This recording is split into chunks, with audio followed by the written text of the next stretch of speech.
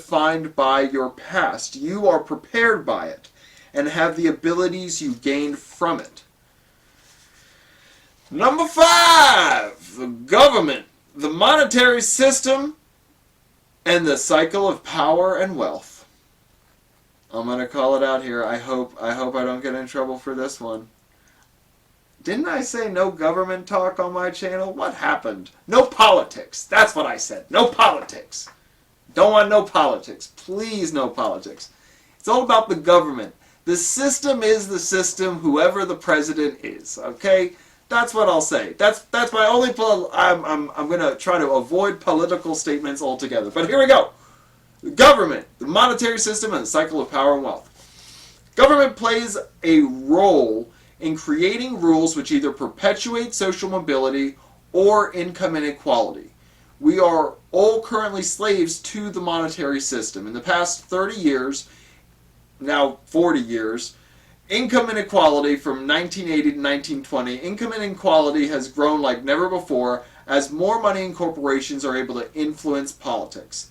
As wealthier individuals have political interests, they create legislation in their best interest to maintain and grow their wealth. This goes back well before Trump reduced the estate tax for his heirs. In the S&L crisis in the 1980s, we saw regulations loosened and S&Ls participate in riskier and riskier investments, which led to insolvency and an over $124 billion bailout of the FLIC. In 1999, the U.S. repealed the Glass-Steagall Act, which protected the savings of Americans from being used in speculation on Wall Street, eliminating the separation between commercial and investment banking, which has been established for 7 decades. This ingenious decision played a role in ultimately leading to the financial crisis and bailouts a decade later. In Saving Capitalism, Robert Reich, former Secretary of Labor, explains how this cycle of political influence and money has led to over $100 billion in corporate welfare in terms of tax cuts and incentives. In the documentary Zeitgeist to the Addendum, which if you haven't seen, you gotta see. If you're interested in financial independence, at least watch the first 20 minutes of Zeitgeist to the Addendum, because it is the most succinct synopsis of what fiat currency is and how the monetary system works, and it's excellent. They eloquently explain how the cash supply is expanded in the banking system through modern money mechanics. The important thing this reveals is that our financial institutions will always be plagued with instability because of the constant need to satisfy interest payments on the debt to banks and the Federal Reserve. The monetary system is able to be used as a tool for banks and government to consolidate and maintain power. This is just a few examples of how the system is created by and for wealthy individuals to grow their wealth, while leaving average Americans with the liability of financial turmoil caused by events like the S&L crisis and government bailouts. Number 6! Difference between free enterprise and capitalism and communism. Don't cancel me, bro. Karl Marx actually coined the term capitalism as a negative opposition to his concept of communism. Yet this is actually more based on earlier abuses in unfettered free market and vestiges of mercantilist economy that the free enterprise was rapidly replacing, according to economist Paul Zane Pilzer. In reality, there is also a misunderstanding between the concept of capitalism and free enterprise. So just to dive deeper into that, the mercantilists were essentially had more control than the concept of the free market, where everybody, it's the idea of the free market is it's a level playing field, right?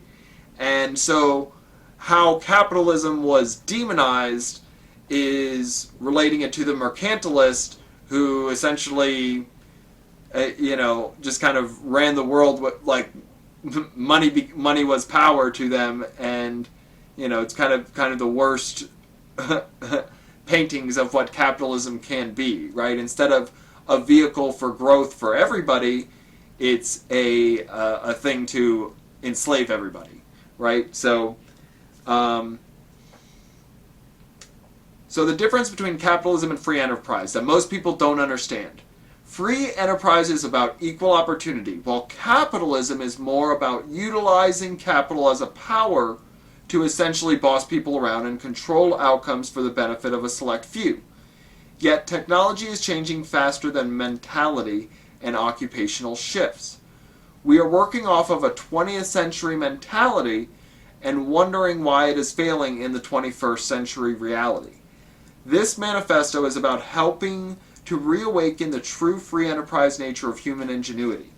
In the last century, we shifted away from entrepreneurship when we shifted away from an agricultural society in exchange for the promised security of corporate America.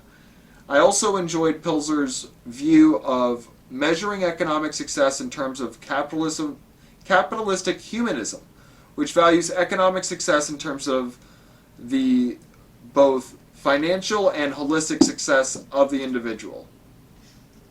Number 7. We're bringing it home. We're landing the plane, guys. I don't know how long this video is. I hope it's under a half hour, because I know, even with my favorite YouTubers... Oh, and I'll make that video soon. I'm gonna make a video. Check it out on probably like my 8 to 10 favorite financial YouTubers that you should definitely check out. So, anyways, you guys can scroll through and look through that. Find that one. But, we're going to land this plane on number 7.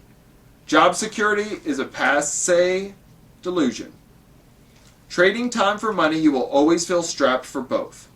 However, when you invest time and money into an asset which allows you to duplicate your efforts without requiring more of your time, you can have control of both your time and money.